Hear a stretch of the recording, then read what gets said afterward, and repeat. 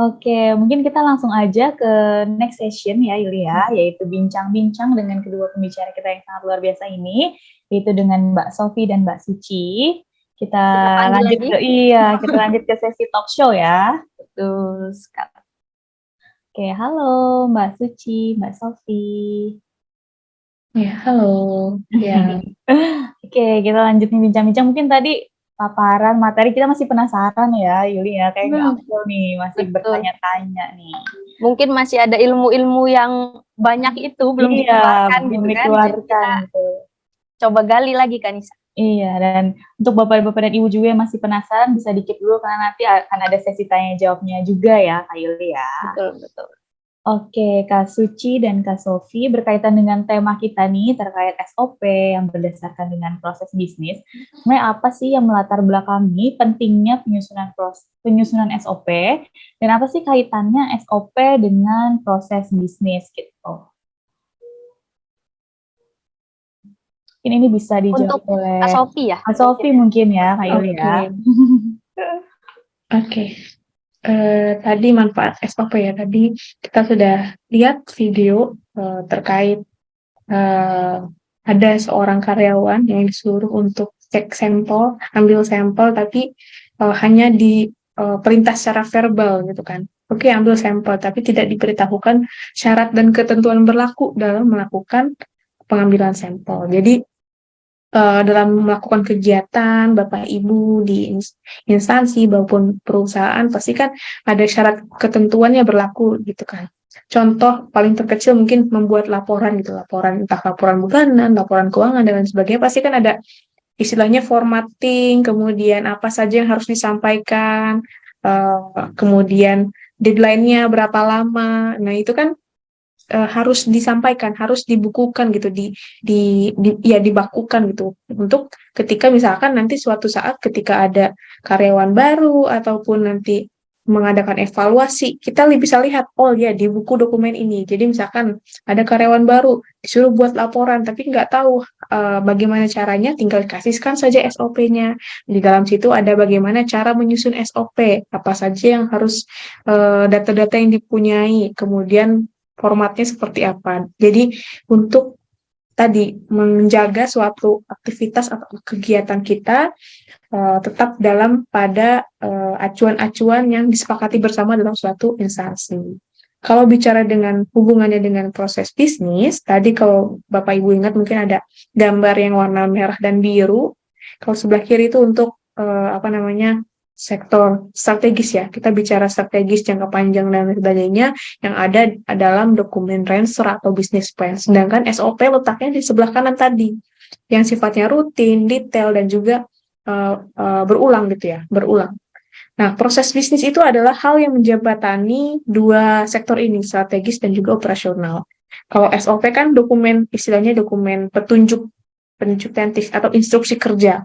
Nah, instruksi kerja ini secara silsilah dokumen atau apa ya namanya? Iya, silsilah uh, kedudukan dokumen, dia secara metode itu ada bisa diturunkan dari CFM. Kalau CFM itu kan bagian dari proses bisnis. Jadi kaitannya itu. Jadi SOP hubungannya dengan proses bisnis adalah itu silsilahnya. Jadi istilah keluarganya gitu. Tadi misalkan silsilah pertama ada proses dan subproses istilahnya orang tua.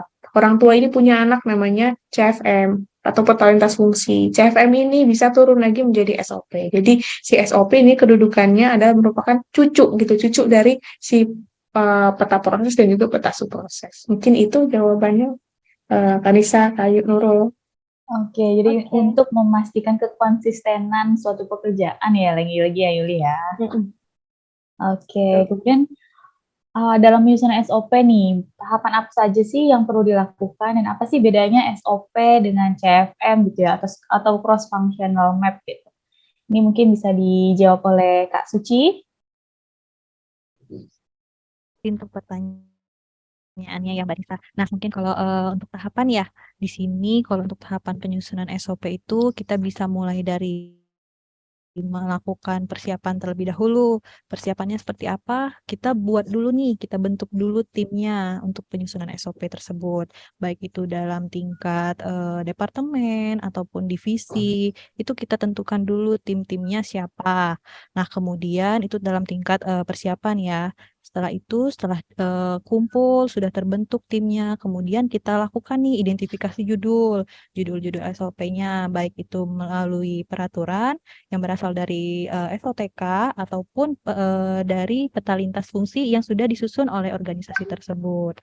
Nah, setelah itu kita tentukan aktivitas-aktivitasnya apa saja, kemudian mutu bakunya seperti apa. Nah, itu benar-benar harus sedetail mungkin ya, karena ini sudah ada di tahap SOP. Jadi diharapkan tim yang ada di dalam pembentukan SOP ini memang betul-betul tahu betul nih untuk SOP yang akan disusuni apa, mutu bakunya seperti apa, pelaksananya siapa saja itu memang sudah tahu seperti itu. Nah, kemudian dilakukan pelatihan terkait pemahaman SOP yang disusun. Nanti takutnya setelah disusun SOP ini dari Bapak dan Ibunya nggak bisa nih mendeskripsikan atau membacanya seperti apa. Jadi itu dari pembentukan tim tadi sambil kita latih terkait pemahamannya SOP yang sudah kita susun. Kemudian setelah itu kita lakukan monitoring dan evaluasinya.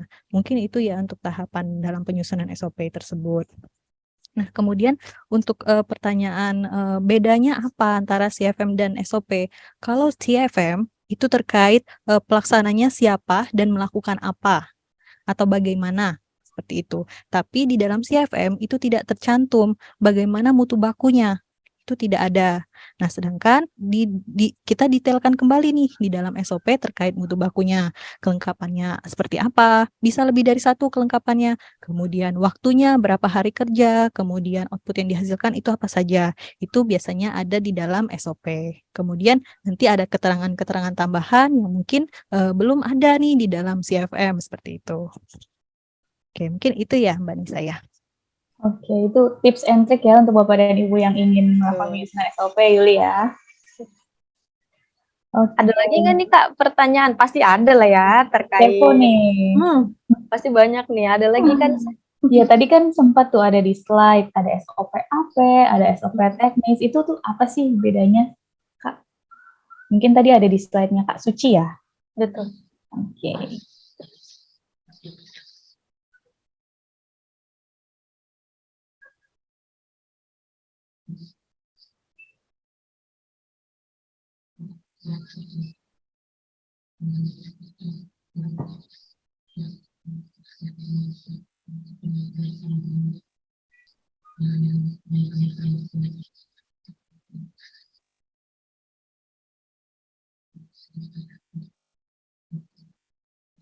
Terlihat slide saya? Sudah terlihat. Jadi kalau misalkan nih di dalam struktur organisasi ya, ada yang namanya tingkat pratama, kemudian ada tingkat administrator, kemudian juga ada tingkat pengawas. Nah, yang membedakan untuk penggunaan SOP teknis dan administratif ini apa? Kalau SOP teknis ini lebih kepada pada tingkat pengawasnya seperti itu. Jadi SOP teknis ini dikhususkan biasanya untuk satu pelaksana saja dalam satu unit atau jabatan. Sedangkan administratif ini biasanya lebih dari satu pelaksana. Nah, jadi biasanya administratif ini lebih pada tingkat administratornya. Misal, untuk melakukan SOP administratif ini contohnya melakukan SOP terkait pengelolaan surat itu masih terkait administratornya. Namun untuk teknisnya bisa dibuat contoh untuk judulnya SOP misal pengelolaan surat masuk atau penyusunan surat masuk. Nah, itu sudah masuk ke dalam SOP teknisnya. Jadi terkait pelaksananya juga beda. Di sini kalau SOP teknis lebih diperuntukkan untuk satu pelaksana, kemudian untuk SOP administratif ini bisa lebih dari satu pelaksana. Minimal dia 2 pelaksana untuk administratif. Jadi bisa tergambarkan nih bagaimana terkait penyusunan SOP-nya. Isinya lebih substantif seperti itu. Oke. Oke, jadi kalau SOP teknis lebih rinci ya, seperti juknis mungkin ya. Oke. Oke. Kemudian Yuli ada lagi? Ini pertanyaan untuk kedua pembicara kita nih untuk hari ini ya, berdasarkan pengalaman-pengalaman yang sudah dilakukan nih oleh Kak Sofi dan Kak Suci gitu. Terus kendala apa sih yang sering dihadapi klien gitu dalam penyusunan SOP? Baik itu SOP di lingkup pemerintahan maupun SOP di lingkup swasta. Kemudian bagaimana sih cara meminimalisir kendala tersebut gitu Kak? Ini pengalaman kakak-kakak ya yang telah mendampingi beberapa lembaga maupun swasta. Silakan untuk Kak Sofi dulu mungkin ya, Kak Sofi. Oke. Boleh. Mungkin kalau dari saya perspektif dari swasta ya, waktu itu pernah kami mendampingi penyusunan SOP swasta. Kalau di swasta kan sebenarnya tidak ada istilahnya apa ya? Kalau tadi instansi pemerintah ada mandat harus menyusun proses bisnis, kemudian CFM diturunkan menjadi SOP, kemudian ada ketentuan bakunya SOP-nya harus seperti apa. Kalau di swasta sendiri memang kita biasanya bagaimana menyesuaikan gitu dengan instansinya atau Bapak Ibu. Karena istilahnya SOP ini kan merupakan bagian atau dokumen yang nantinya akan dipegang oleh si karyawan atau pegawai, menjadi panduan dalam melaksanakan suatu pekerjaan. Nah, dalam hal itu, dalam penyusunannya, kalau di bidang swasta ditekankan bahwa mungkin bahasa ya, lebih kepada bahasa yang dituliskan dalam SOP merupakan bahasa-bahasa yang mudah dipahami oleh orang-orang yang di lingkup kerja tersebut. Contoh, misalkan kalau saya kan dari orang manajemen gitu kan, biasanya kalau misalkan mendampingi orang di instansi pemerintah menggunakan bahasa-bahasa umum gitu, bahasa-bahasa undang yang ada di peraturan dan lain sebagainya. Sedangkan kalau untuk di swasta biasanya diminta untuk kegiatan atau kalimat-kalimatnya atau bahasa-bahasanya, keterangan-keterangannya itu lebih kepada bahasa yang umum digunakan oleh si pengguna gitu. Setelah itu dalam penyusunannya pun pasti berbeda ya. Kalau teknis, kemudian secara pengetahuan kita sebagai konsultan kan tidak tahu bagaimana secara teknis untuk penyusunan atau aktivitas step by step-nya seperti apa. Maka dari itu perlu bersama dengan narasumber yang teknisnya dalam penyusunannya apa saja, dalam penyusunan SOP, kegiatannya apa saja, mutu bakunya dan sebagainya. Mungkin kalau di sektor swasta seperti itu dalam hal tata bahasa dan juga kesepakatan bersama antara terkait format SOP yang digunakan karena tidak ada aturan bakunya. Oke, untuk kendalanya gitu Kak, adakah kendalanya ketika melakukan penyusunan?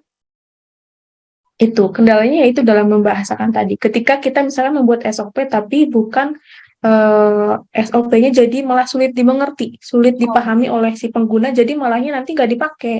Gitu. Jadi malah sia-sia gitu. Jadi kalau sebisa mungkin menggunakan bahasa yang sudah diketahui oleh pengguna dan juga bisa digunakan gitu. Oke, terima kasih Kak Sofi. Tadi dari sudut pandang swasta ya. Betul. Kalau untuk perspektif Kak Suci sendiri nih, Kak, terkait pengalaman Kak Suci gitu dalam mendampingi di pemerintahan ya. Silakan Kak Suci. Kalau untuk pengalaman ya terkait kendalanya yang dialami itu apa gitu. Nah, misal nih, saya sudah melakukan penyusunan SOP, sudah ada timnya nih, tapi timnya kurang lengkap. Sedangkan SOP ini kan nantinya akan digunakan sama tim itu kan, tim di dalam organisasi pemerintahan tersebut. Nah, jadi di saat penyusunan itu ya jadi seadanya aja nih untuk masukan-masukan terkait aktivitasnya seperti apa, mutu bakunya seperti apa. Jadi terkait yang datang-datang aja nih, tim-tim yang datang aja. Nanti setelah ada penyusunan lanjutan di hari berikutnya atau seperti apa, tim yang nggak datang nih, misal tim yang sudah kita bentuk ternyata yang nggak datang dan datang hari berikutnya, itu kemudian melakukan semacam perdebatan antara aktivitas-aktivitasnya kenapa seperti ini gitu kan. Sedangkan ini gimana ya, karena nggak datang komplit kan gitu timnya. Jadi karena beda-beda waktu seperti itu, jadi kita kendalanya menyatukan berbagai pikiran-pikiran dalam satu tim itu, karena mereka datangnya tidak bersamaan. seperti itu. Kemudian juga terkait pengisian mutu baku juga. Nah, dalam pengisian mutu baku ini ternyata masih membutuhkan waktu yang lama karena kita mau cari dulu nih Mbak, misal mau cari dulu dokumennya apa ya kemarin seperti itu. Jadi cukup memakan waktu untuk mencari daftar-daftar dokumen yang dibutuhkan untuk mengisi kelengkapan ataupun output dalam aktivitas di SOP tersebut. Mungkin itu ya kendala yang saya yang dihadapi alami ya seperti Kak. ini. Ya, Kemudian Kak Suci, kalau misalkan seperti itu kendalanya, ada nggak tipsnya sih untuk yang hadir gitu ya, jika ingin menyusun SOP kalau kendalanya seperti tadi gitu? Iya, kalau biasanya kalau misalkan teknisnya seperti itu nanti di lapangan itu saya biasanya meminta bapak atau ibu yang saat itu hadir itu segera mengkonfirmasi terkait hasil penyusunan hari itu kepada tim lainnya yang belum sempat hadir seperti itu. Jadi di saat timnya hadir di hari berikutnya itu kita sudah sama-sama satu pemikiran, satu pemahaman terkait penyusunan SOP hari tersebut, begitu. Oke, terima kasih Kak Suci. Jadi gitu kan Nisa, Iya, benar. kendala-kendala yang dihadapi nih sama para konsultan ketika mendampingi pembuatan SOP ya Kak Nisa. Iya, benar banget. Oke, selanjutnya Mas Dewi? nih, ini Kak Nisa tadi, Kak Sofi memaparkan sedikit tentang terkait SOP ini juga bisa menunjang untuk sertifikasi ISO gitu ya, Kak Sofi ya tadi ya? Oke. Iya, betul. Kemudian posisi dokumen SOP ini di mana sih Kak letaknya dalam menunjang sertifikasi ISO?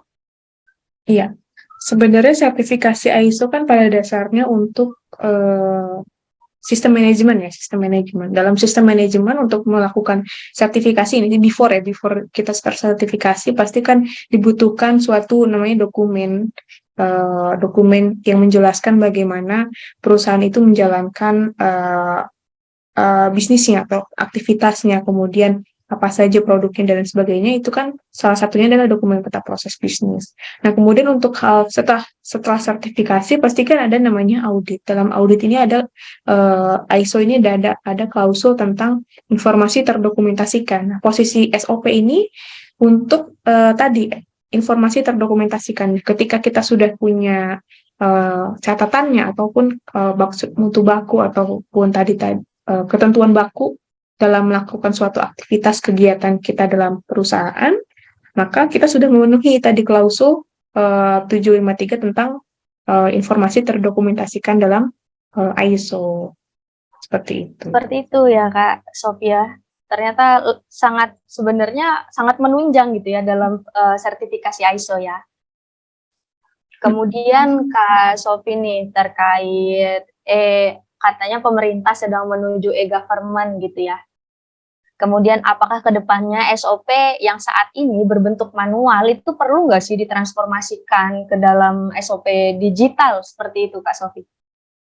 Iya, betul. Apalagi sekarang udah zamannya, kalau dilihat di Instagram aja udah mulai banyak AI ya. Masa kita AI tapi dalam dokumen di kantor kita masih paper, kalau mengajukan cuti harus paper. Jadi harus istilahnya menyesuaikan dengan perkembangan zaman. Beberapa instansi memang sudah mulai untuk menggunakan istilahnya teknologi informasi atau mungkin aplikasi-aplikasi dalam melakukan aktivitasnya. Jadi ketika kita contohnya mengajukan cuti ataupun mengajukan apa gitu, tidak perlu harus sampai membuat disposisi, ada kertasnya yang kemudian dalam penyusunan atau dalam memberikan ACC gitu, butuh waktu lama. Kita bisa untuk digitalisasi SOP. Nah, ya digital SOP. Nah, bahannya dari mana? Itu salah satunya dari proses bisnis. Bisa kita custom, mau ambil dari CFM, peta lintas fungsi yang tadi gambar ada kotak-kotak alur-alur, atau mau langsung dari SOP-nya. Itu bisa di custom. Nah, itu CCG sendiri kan ada produknya terkait digital punya SOP ya, Kak, ya? mungkin. Iya, betul. Mungkin nanti di akhir acara akan dijelaskan oleh MC. Jadi dalam istilahnya dalam mengikuti perkembangan zaman, instansi pemerintah baik itu swasta atau BUMN juga harus bisa mengikutinya dengan tadi ada digitalisasi. Oke, terima kasih nih Kak Sofi atas jawabannya, sangat komprehensif ya Kak Nisa. Iya, benar banget. Lebih Tapi jelas lagi ya, Yuli. betul, tapi Kak Nisa ternyata udah banyak banget nih yang penasaran gitu. Iya, bener banget dari tadi, Yuli. Dari tadi udah minta, "Saya pingin open mic, saya pingin open mic." Oke, Iya, kita kasih banyak open yang mic ya Kak penasaran. Nisa. Iya, Nah, benar. Kak Nisa, Hmm. kita buka sesi pertanyaan, satu sesi ya untuk 3 penanya dulu ya. Iya, benar. Kita buka sesi pertama dulu ya, Yuli ya. Oke, untuk teknisnya nih, kepada Bapak Ibu yang ingin bertanya, dipersilahkan untuk menyebutkan identitas sebelum bertanya kepada pembicara. Kemudian silakan mengajukan pertanyaan dengan singkat, padat, jelas, serta cukup dengan 1 pertanyaan saja, seperti itu. Oke, mungkin ini ada yang dari Zoom, ada yang langsung kita pilih nih, Yuli ya. Mungkin Boleh, kita boleh. mix ya, ada yang dari Zoom juga, ada yang dari langsung juga. Mungkin pertanyaan tadi ada yang pertama, kita ambil dari Zoom dulu, habis itu yang sudah raise hand dari tadi ya, Oh ya, Yuli. siap. Oke, ini tadi pertanyaan pertama nih ada dari sebentar, ada dari Mbak Prita nih. Jika peraturan sudah menjelaskan prosedur secara jelas, apakah masih perlu disusun CFM? Oke, mungkin pertanyaan kedua yang langsung nih, yang sudah raise hand dari tadi nih, ada siapa Kak Yuli? Di sini ada Pak Firman ya, Pak Firman. Iya. Oke, bagaimana Pak Firman pertanyaannya?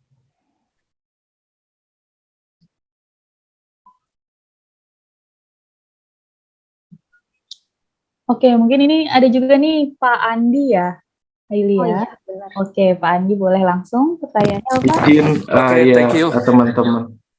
Ini mau siapa dulu nih? Pak Firman atau saya? Pak Silakan Firman, Pak silakan. Andi. Oke, saya ya. Ini siapa? Ada 2 Andi nih, Andi yang mana nih? Oh, Andi M. Setda Jabar. Oke. Punten Pak Andi TCI ya. Tadi udah saya Andi dari Setda Jabar, analis tata laksana. Tadi dibatasin 1 pertanyaan ya, sedangkan saya udah ngelis 6, tapi saya coba untuk bacain cepat ya. Dirangkum saja Pak. Ini yang agak kebingungan adalah SOP itu kan turunan dari Probis yang dilihat dari CFM-nya. Nah, pemetaan nama-nama SOP itu turunan dari aktivitas yang ada di CFM-nya atau dari kita menganalisis lagi turunan dari judul dari CFM terakhirnya. Sama itu. Terus keterangan spesifikasi pelaksana. Pada saat pelaksananya itu memang lintas disiplin ilmu, yang masuk di situ adalah soft skill dan hard skill-nya apa gitu. Apakah semuanya harus dimasukin kalau kualifikasi pelaksana? Terus memungkinkan nggak adanya terjadi double terminator dalam penyusunan SOP? Terus bagaimana penyusunan mutu baku dalam waktu yang ideal? Karena memungkinkan satu perangkat daerah itu punya SOP yang sama, sehingga mutu bakunya idealnya kan sama.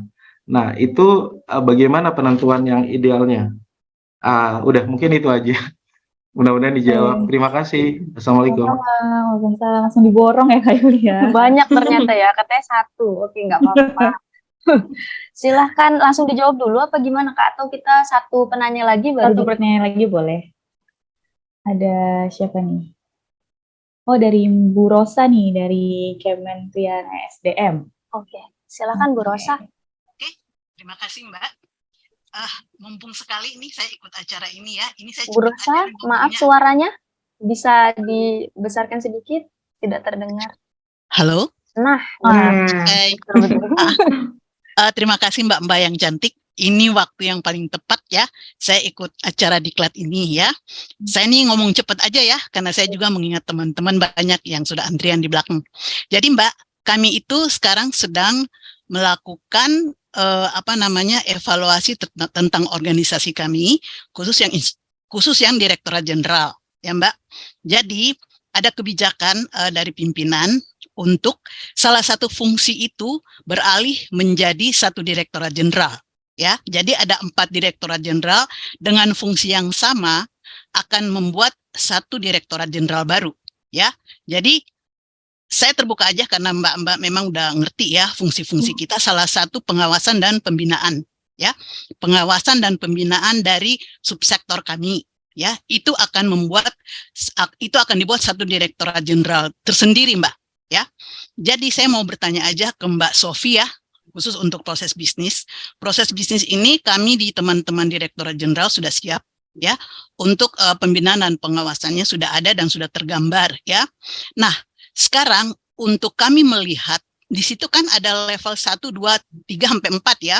Jadi turunan dari level 0 untuk proses lainnya ya. Jadi turunan dari level 0 ini menjadi level 1 di eselon 1 ya, Direktorat Jenderal. Benar kan Mbak Sofi? Nah, Iya, betul, Bu. setelah menjadi level 1 akan turun sampai level 4. Untuk melihat kegiatan, ini sama persepsi saya enggak dengan Mbak Sofi ya.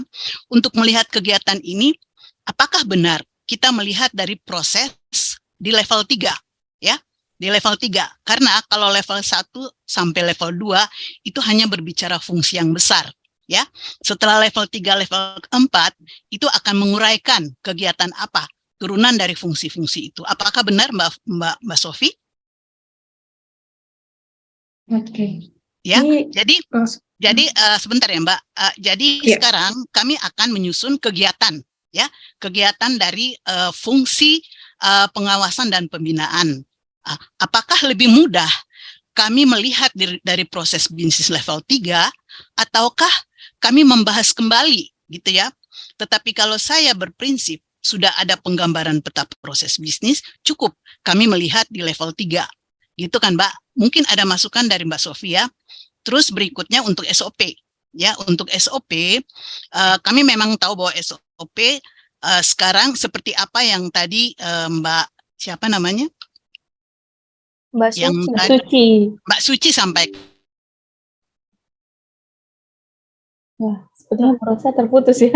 Hilang nih Bu Rosa nih. Gimana kan Nisa, kita jawab Mungkin kita atau- jawab dulu ya nanti. Oke. Kak Yuli yang sudah tadi disampaikan. Oke, pada Mbak Sofi dan Mbak Suci dipersilahkan untuk menjawab. Pertanyaan yang mungkin, pertama tadi ya. Ya, Atau dari mau- Pak Andi ya Betul. tadi ya. Untuk pertanyaan pertama itu kalau nggak salah terkait untuk nama-nama SOP itu diturunkan dari aktivitas CFM-nya atau dari judul CFM terakhir ya yang pertama ya. Nah, kalau untuk judul-judul dari SOP itu sendiri, kita bisa menurunkan dari aktivitas-aktivitas yang ada di kolom peta lintas fungsi. Itu bisa kita lebih detailkan. Jadi kita cari tahu dulu nih di dalam kotak-kotak itu ada terkait aktivitas apa saja yang butuh kita detailkan. Jadi lebih kita telusuri lagi di bagian CFM tersebut. Tapi kita juga bisa mengambil turunannya dari judul SOP itu sendiri. Mungkin terkait seperti tadi yang saya sebutkan, misal CFM-nya terkait pengelolaan surat seperti itu. Kemudian untuk teknisnya di sini surat itu banyak, ternyata ada surat masuk, ada surat keluar. Nah, itu nanti bisa kita bagi-bagi dari judul itu sendiri sudah bisa nih dapat judul-judul SOP-nya seperti apa. Kemudian yang tadi dari kolom aktivitas juga bisa. Kemudian pertanyaan kedua tadi terkait kualifikasi ya. Kualifikasi itu terkait pencantumannya terkait soft skill atau hard skill. Nah, di sini kalau untuk kualifikasi itu lebih ditulisnya lebih banyak kepada soft skill-nya seperti apa ya, Bapak. Nah, kemudian untuk waktu ya. Double terminator, Kak. Oh, double terminator. Boleh, Bapak. Kalau untuk SOP itu masih diperbolehkan untuk terminatornya mau ditempatkan di beberapa pelaksana. Nah, kemudian misal nih terkait memberikan arahan atau menerima arahan. Siapa yang menerima itu boleh dimasukkan terminatornya lebih dari satu. Mau 1, 2, atau 3. Jika memang pelaksana tersebut yang melakukan aktivitas tersebut. Nah, kemudian untuk waktu tadi juga ada kalau nggak salah. Nah, untuk waktu itu terkait waktu itu tergantung dengan kesepakatan bersama. Karena pembuatan SOP ini diharapkan tidak menyulitkan pelaksananya sendiri. Sehingga ini terkait keputusan bersama di dalam forum itu. Mau menggunakan dalam menit, hari, atau lain sebagainya. Jadi kalau memang dibutuhkan, Mbak, sepertinya kalau untuk di kementerian kami atau di organisasi kami, ini kita membutuhkan untuk melakukan contoh aktivitasnya menginput data. Input data ini biasanya kami menunggu data-datanya banyak nih Mbak. Jadi kalaupun misalkan data ini tuh kalau cuma untuk satu data mungkin cuma butuh 10 menit. Tapi karena dalam satu hari ini banyak data yang kita terima dan bisa kita input, mungkin itu bisa dibuat dalam hari. Dan ini tergantung kesepakatan dari Bapak dan Ibu. Jadi yang tidak menyulitkan saja seperti itu. Nah, kemudian ada lagi? Ada yang terlewat nggak, Mbak? Sudah untuk yang pertanyaan dari Pak Andi ya? Andi ya. Kemudian Oke. lanjut Jadi ke ada pertanyaan Mbak Prita nih tadi yang Oh iya pertama benar. nih. Mbak Jika Prita. peraturan sudah menjelaskan prosedur secara jelas, apakah masih perlu menyusun CFM? Iya. Kalau ditanya seperti itu, tentunya kan tadi sudah kita jelaskan ya bahwa SOP aja itu sudah ada turunannya dari manual organisasi seperti itu. Jadi tetap perlu disusun CFM-nya. Karena apa? Hal ini untuk menyeragamkan standar kegiatan yang ada di dalam organisasi tersebut. Karena ini dapat membantu Bapak dan Ibu jika ada nih masuk karyawan baru atau ada mutasi atau lain sebagainya, hal-hal yang terjadi. Kemudian ini kita cuma ada SOP-nya, tapi kita nggak tahu rumah-rumahnya, garis besarnya itu seperti apa. Itu kan kalau misalkan kita nggak nyusun CFM-nya, ini menyulitkan ya. Kalau ada ASN baru gitu yang melakukan perpindahan di tempat Bapak dan Ibu, ini membacanya sulit gitu. Ini kita nggak tahu ini rumah-rumah dari SOP-nya itu apa gitu kan. Tiba-tiba ada judul aja gitu. Jadi tetap disarankan ini tetap perlu ya Bapak dan Ibu, karena kita melihat dari level dokumentasi saja itu SOP diturunkan dari manual organisasi yang isinya ada CFM atau peta lintas fungsi. Seperti itu. Oke, begitu ya Mbak Oh Prita. sekalian ini nih Kak, kayaknya nyambung deh sama pertanyaan yang kalau udah terlanjur buat gimana itu? Terlanjur buat apa nih? Buat SOP ya? Oh iya. Ya, sudah terlanjur buat SOP ya? Iya, tapi Ya, CFM-nya belum dibikin. tapi CFM-nya belum dibikin gitu kan. Sebenarnya untuk kendala semacam ini ya banyak sekali di organisasi-organisasi. Sebenarnya tidak masalah, nggak apa-apa. Karena memang pada dasarnya dasar hukum terkait SOP ini sudah lahir duluan daripada CFM. Jadi wajar saja kalau instansi pemerintah itu sudah melakukan penyusunan SOP terlebih dahulu daripada CFM. Tapi alangkah lebih baiknya jika kita menyusun CFM juga, karena bisa lebih mendetailkan aktivitas apa saja yang belum tercapture. Jadi nanti ada judul-judul lagi terkait SOP-nya apabila CFM-nya sudah ada, seperti itu. Oke, jadi gitu ya Kak Yuli ya. Betul. Oke, Satu lagi ya Kak, pertanyaan tadi dari Bu Rosa. Rosa, iya Bu Rosa. Untuk Kak sampai Ini. tadi Kak Sofi ya. Iya. Evaluasi ESDM ini melakukan evaluasi organisasi, kemudian kita ngelihatnya dari mana sih gitu kalau mau melakukan evaluasi organisasi, dari probis level berapa seperti itu? Iya, Bu Rosa udah terkonek lagi ya Bu. Saya izin jawab karena waktu itu juga kita sempat membantu Ditjen EBTKE, kemudian Ibu juga dari ESDM sempat ikut BIMTEK, tadi ada tayangannya di awal. Jadi untuk dalam penyusunan SOP, ini khusus untuk yang menggunakan BPMN, memang untuk di Ditjen kita lihat dari leveling yang paling terakhir Ibu. Jadi fungsi-fungsi kecil tadi yang aktivitasnya merupakan langsung kepada fungsi-fungsi kecil tadi. Dari situ kita bisa identifikasi judul-judul SOP yang kemungkinan merupakan istilahnya cantolan dari judul CFM yang terakhir atau judul peta level N yang terakhir. Nah, in case kalau misalkan tadi sudah ada mungkin tadi nyambung ke pertanyaan sebelumnya, sudah ada SOP existing, itu juga bisa kita jadi gabungkan gitu, jadi suatu kombinasi istilahnya untuk pertama SOP existing yang bisa dievaluasi, kemudian kalau dari SOTK dari fungsi kita bisa lebih istilahnya lebih deskripsinya lebih detail lagi, ini SOP-nya merupakan SOP miliknya siapa, barangkali biro-biro tertentu. Kita sudah identifikasi lebih detail, kemudian kita cek lagi berdasarkan CFM, tadi turunannya kalau di Ditjen di SDM berarti kita ambilnya dari level yang terakhir, berarti tadi level yang ketiga. Jadi kita melihat ada fungsi kecilnya itu baru diturunkan menjadi SOP. Dalam Mbak SOP Sofi. sendiri, Halo, Mbak semakin, Sofi. ya Ibu, Izin, jangan sampai Mbak Sofi terlanjur panjang ya maksudnya penyampaiannya. Saya hanya mau bertanya Mbak, sekarang maksudnya kami mau mengangkat kegiatan Mbak, kegiatan Ya. pengawasan dan pembinaan dari Probis teman-teman Direktorat Jenderal, ya kan Mbak? Ini saya nggak berbicara SOP, saya mau berbicara kegiatan yang akan nanti masuk di Direktorat Jenderal yang baru ini, ya Mbak? Gitu. Jadi kegiatan khusus untuk pengawasan pembinaan, apakah kita melihat di level 3-nya, ya kan? Untuk kita identifikasi masuk ke dalam fungsi nanti untuk Direktorat Jenderal yang baru, ya kan Mbak? Itu aja, saya belum berbicara tentang SOP ya Mbak, maaf ya. Jadi ini kita sekarang mau mengidentifikasi dulu kegiatan untuk kita masuk ke Direktorat Jenderal yang baru, gitu ya Mbak. Jadi pengawasan dan pembinaan ini khusus aja dari sekian banyak proses yang kita ambil adalah pengawasan dan pembinaan, gitu kan Mbak.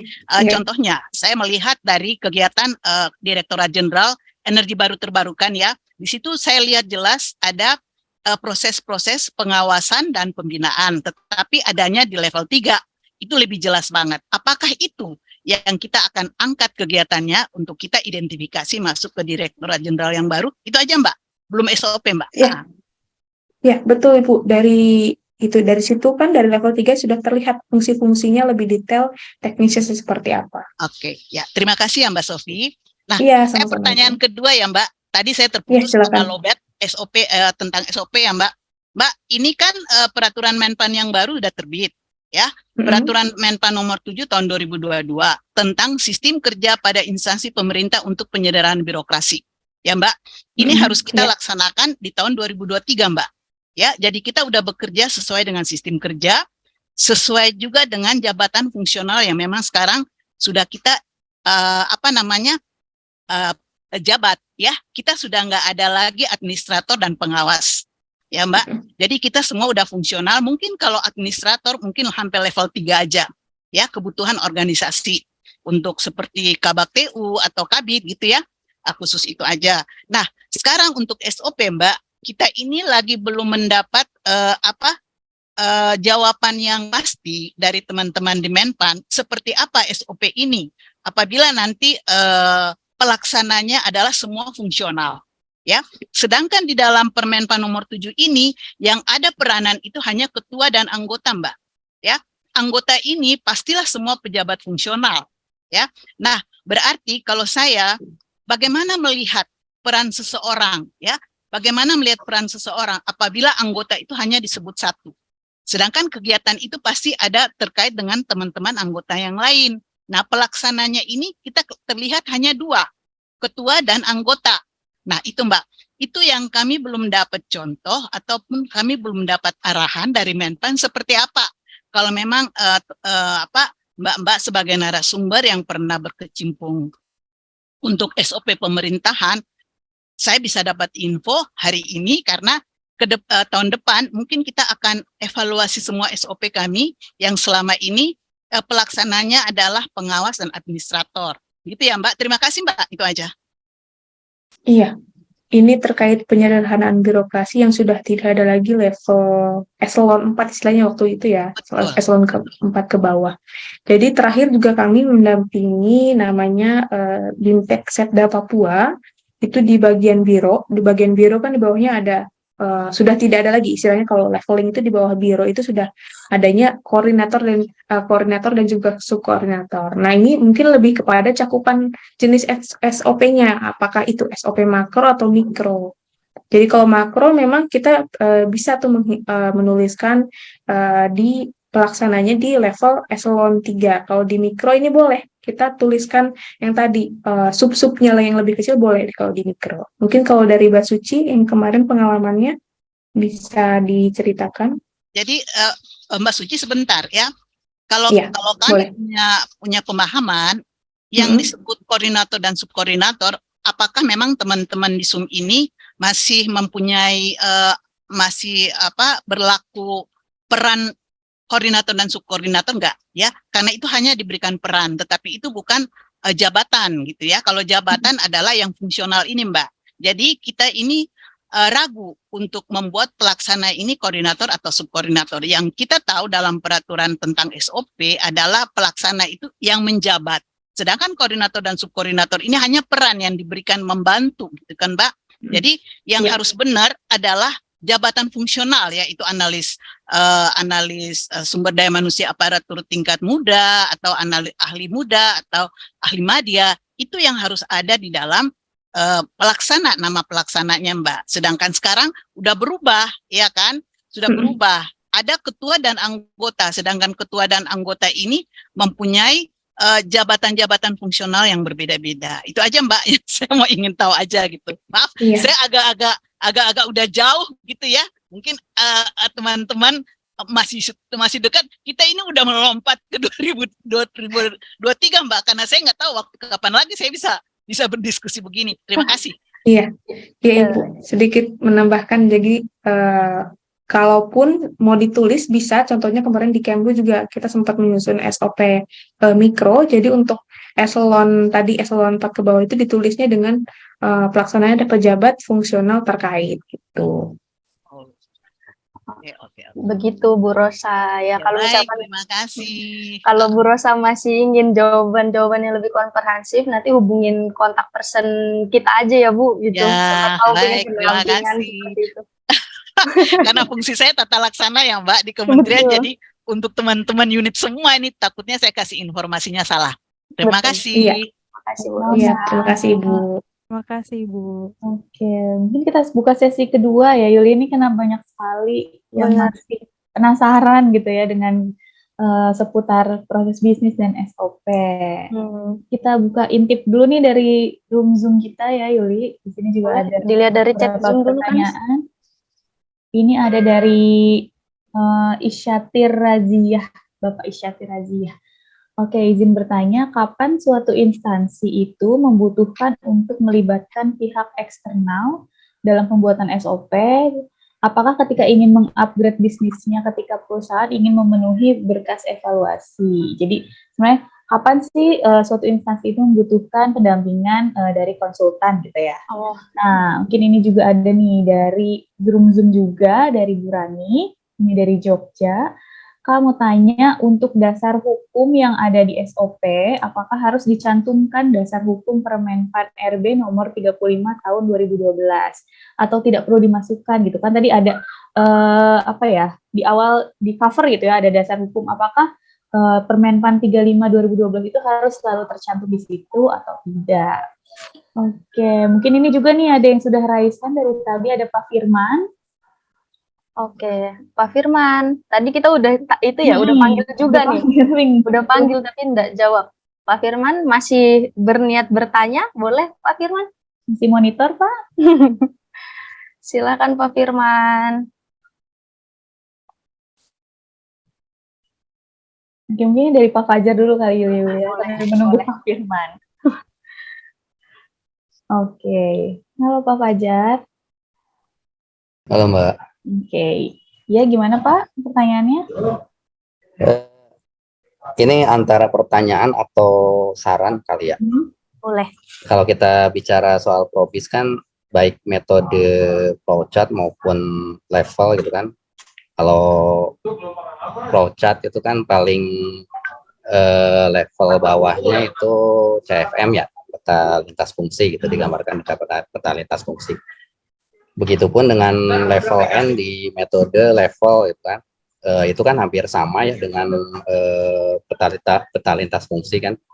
Di situ digambarkan ada aktor, ada aktivitasnya, terus ada alurnya kan, alur aktivitas gitu ya. Nah, jika dikaitkan dengan SOP yang mana dalam flowchartnya juga terkait hal tersebut. Di situ digambarkan ada pelaksananya, ada kegiatannya apa, ada alurnya. Yang membedakan mungkin di sana lebih rinci, mungkinnya ada mutu baku, kan ada waktu, ada kelengkapan dan lain halnya. Nah, mungkin saya menyarankan gitu, kenapa tidak dijadikan satu notasi saja gitu, dari Probis tuh dari level 0 sampai ke level N, yang mana level N itu bisa kita asumsikan itu adalah SOP paling teknis gitu. Kenapa tidak dijadikan satu notasi saja sebagai simplifikasi? Karena kalau kita lihat kan hampir sama ya antara level N dengan SOP gitu ya, kalau tadi yang saya jelaskan tadi. Lalu kalau misalnya sudah dijadikan notasi yang sama dengan BPMN gitu, sebenarnya mutu baku pun bisa terlihat gitu. Ada beberapa aplikasi yang mempunyai fitur gitu, di tiap aktivitasnya tuh bisa terlihat waktunya berapa yang diperlukan. Lalu bisa terlihat aktivitas mana saja nanti setelah SX-nya seperti apa, to-be-nya jadi apa gitu, aktivitas mana yang bisa dihilangkan atau yang diefisienkan. Mungkin seperti itu aja saya Mbak, sedikit saran mungkin ya. Dan mungkin kan kalau Kopnos ini kan rekan kerjanya Menpan gitu, bisa lebih cepat memberikan saran kepada Menpan untuk revisi peraturannya, karena kita di daerah sih khususnya sifatnya hanya compliance saja gitu, hanya memenuhi aturan-aturan yang dari pusat. Terkadang pusat tidak mengerti apa yang terjadi di daerah gitu. Apa sih yang dibutuhkan daerah? Ini seperti itu Mbak, terima kasih. Iya. Dari Pak Fajar mungkin di Setda Jabar pakai BPMN atau voucher Pak? Terakhir sih masih flowchart, tapi tahun depan mau rubah ke BPMN. Kita mau coba enterprise arsitekturnya sih Mbak. Jadi tidak hanya Probis saja. Iya. Nah, masih ada tadi Kak, belum dijawab tadi Pak siapa tadi ya? Pak Fajar ya? Pak Firman. Firman. Iya. Pak Firman, halo. Masih monitor Pak di dalam Zoom? Atau sudah gugur pertanyaannya karena sudah dijawab mungkin kan saya? Oke, bisa jadi ya Yuli ya. Mungkin untuk Kak Sofi dan Kak Suci bisa langsung dijawab dulu ya Yuli ya. Sambil menunggu pertanyaan lanjutnya. Oke, tadi pertanyaan yang mana dulu? Yang ini dulu nih Kak, kapan sih instansi pemerintah, lembaga atau swasta itu butuh pihak eksternal atau konsultan dalam menyusun peta proses bisnis sampai SOP-nya seperti itu? In case kalau dari internal, ketika sudah tidak bisa memenuhi istilahnya beban kerjanya sudah overload ya untuk menyusun SOP, ataupun ketika di internal ternyata butuh ada third party atau opinion orang ketiga yang istilahnya untuk netral gitu ya, posisinya netral dalam penyusunan SOP, itu bisa tuh langsung pengadaan pihak ketiga atau konsultan. Kalau misalkan selama masih bisa dihandle dengan sendiri ya gak apa-apa sendiri gitu. Pertanyaan selanjutnya Kanisa. Pertanyaan selanjutnya tadi dari yang Zoom ya. Apakah dasar hukum Permenpan 35 tahun 2012 itu harus selalu dicantumkan dalam cover SOP atau tidak? Mungkin tadi lebih ke Kak Suci ya? Iya, boleh. Nah, kalau untuk peraturan nomor 35 itu sebaiknya kita tidak mencantumkan, karena kalau sudah SOP itu kan sudah lebih spesifik ya. Judulnya itu misal Bapak dan Ibu itu terkait pengelolaan laporan keuangan atau pengelolaan PNBP misal seperti itu. Jadi gunakan dasar hukumnya itu terkait SOP itu tersebut, judul SOP itu. Misal terkait PNBP, masukkan terkait peraturan PNBP itu seperti apa. Karena memang pada dasarnya Permenpan 35 itu kan mungkin semuanya sudah di dalam instansi itu kan sudah tahu. Memang SOP ini diwajibkan untuk pejabat pemerintah untuk menyusun SOP. Jadi tidak perlu dicantumkan lagi. Jadi kita lebih detail nih terkait pengelolaan laporan keuangan, dasar hukumnya apa saja yang dibutuhkan, apakah PNBP peraturan yang dibutuhkan. Jadi lebih spesifik lagi peraturan-peraturannya ya. Gitu. Seperti itu ya. Mungkin untuk yang tadi terakhir dari Pak Fajar, mungkin bisa langsung oleh Kak Sofi atau Kak Suci. Tanggapannya. Itu karena bentuknya saran ya, barangkali nanti ketika forum kita bisa menyampaikan ke Menpan. Memang kalau untuk notasi sebenarnya itu ranahnya Menpan untuk bagaimana nanti penyederhanaan tata laksana mungkin ya. Jadi tidak perlu ada lagi namanya double gitu tadi, langsung aja dalam suatu dokumen untuk notasinya disamakan dan sebagainya. Tadi mungkin dari Pak Fajar tadinya mau menggunakan metode flowchart, kemudian tahun depan mau dialihkan kepada metode BPMN karena untuk keperluan arsitektur tadi ya, karena memang untuk metode BPMN ini lebih mudah untuk dibuat untuk digitalisasi karena metode BPMN itu simbolnya simbol-simbol bahasa komputer tadi. Mungkin pengetahuan aja untuk bapak-bapak dan ibu-ibu yang ada di sini. Gitu. Oke, memang itu ya keluhan-keluhan dari berbagai instansi ya untuk terkait dengan SOP dan CFM itu seperti double function gitu ya. Mungkin kalau misalkan bapak-bapak ibu-ibu yang masih ingin bertanya, mungkin bisa ikut ke webinar kita yang lain ya, Kanisa, karena waktu sesi pertanyaannya udah habis nih gitu. Oke, iya bener banget. Nggak terasa ya Yuli ya kalau sesi tanya jawabnya sudah habis ya. Mungkin selanjutnya kami meminta kesediaan Bapak dan Ibu untuk mengisi form evaluasi yang telah dibagikan oleh panitia di kolom chat. Nah, bagi Bapak dan Ibu yang belum sempat bertanya, bisa disimpan dulu pertanyaannya untuk di webinar selanjutnya. Jadi, saya ingatkan kembali bahwa Koknos Santi Webinar akan dilakukan setiap bulan dengan tema yang berbeda-beda. Jadi, bagi Bapak dan Ibu yang memiliki saran terkait tema webinar selanjutnya, bisa disampaikan melalui form evaluasi pada link yang tertera di kolom chat Zoom. Nah, nggak terasa ya Kanisa, sudah di penghujung acara, tapi jangan sedih karena akan kita tutup dengan door prize lagi nih. Jadi bapak-bapak maaf, linknya invalid, Mbak. Oh, baik Pak, coba nanti kita kirimkan ulang ya. Iya. Kemudian kita akan bagikan door prize, itu ada 2 lagi untuk door Masih prize. ada ya Yuli ya ternyata Masih ada. Jadi kita akan coba nih bapak-bapak dan ibu-ibu siapa yang ingin menjawab terkait soal ini, silakan raise hand seperti biasa. Untuk kuis soal yang pertama, Kanisa, gitu. Oke, untuk pertanyaan bersama nih dengan teknis yang masih sama, nanti siap-siap untuk mengklik tombol raise hand ya. Betul. Sebutkan simbol-simbol dalam penyusunan SOP. Pak Fajar jangan jawab lagi ya Pak, nanti bukunya double. Karena judulnya masih sama ya Yuli. Betul. Jadi bukunya masih sama. Oke.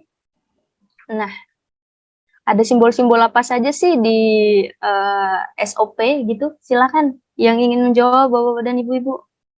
Gampang nih katanya. Wah. Boleh Pak Andi. Oh, Bu Rosa. Saya kan sudah.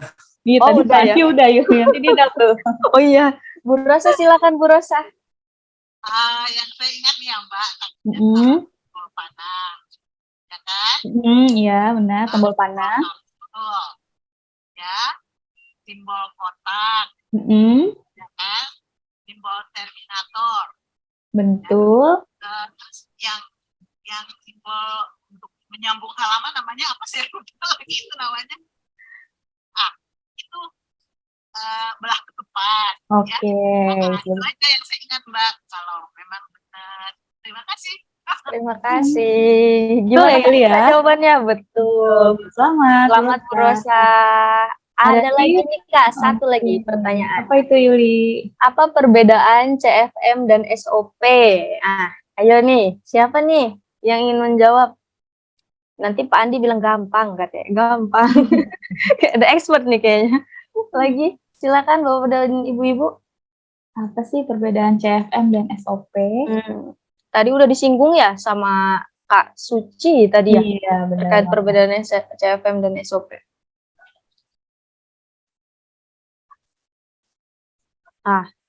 Ada yang mau jawab nggak nih? Sayang nih, buku satu lagi. Iya, sebelum beli di e-commerce ya Yuli ya. Kita dapatin cuma-cuma nih. Daripada beli di e-commerce atau bukunya kita masukkan ke lemari lagi kan Nisa, mending kita kirimkan nih ke bapak-bapak dan ibu-ibu yang menjawab gitu. Belum ada sepertinya Yuli ya. Mungkin lagi searching kali ya kan Nisa gitu.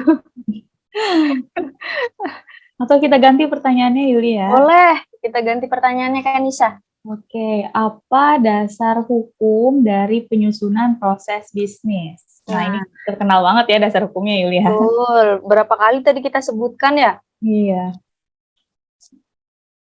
Silakan. Nah, Kak akhirnya. Rina, Kak Bu Rina. Rina. Silakan, boleh Bu. Open mic. Dasar hukum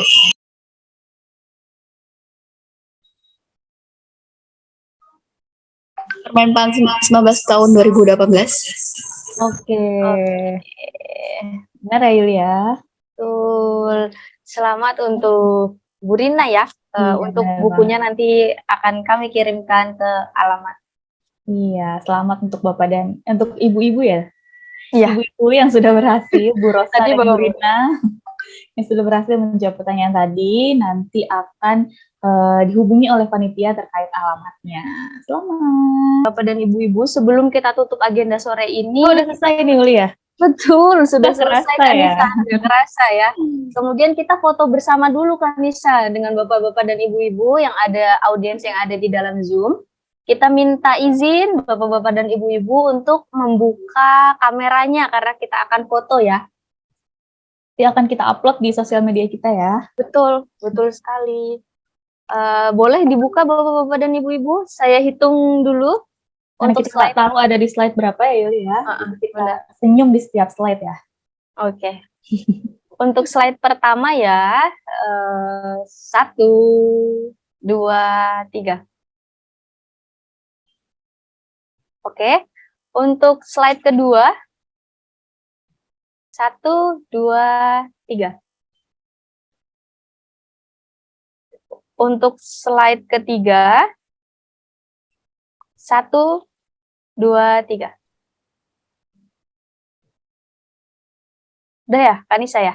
Sudah cukup. Sudah cukup, terima kasih. Oke, kita sudah di penghujung acara ya, Yulia.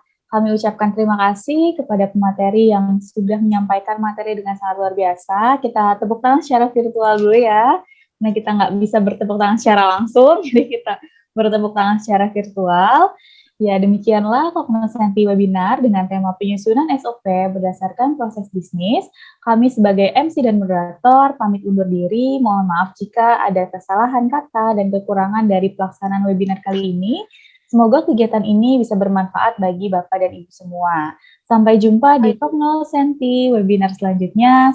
Stay healthy, stay safe, dan keep healthy. Wassalamualaikum Wassalamualaikum warahmatullahi wabarakatuh.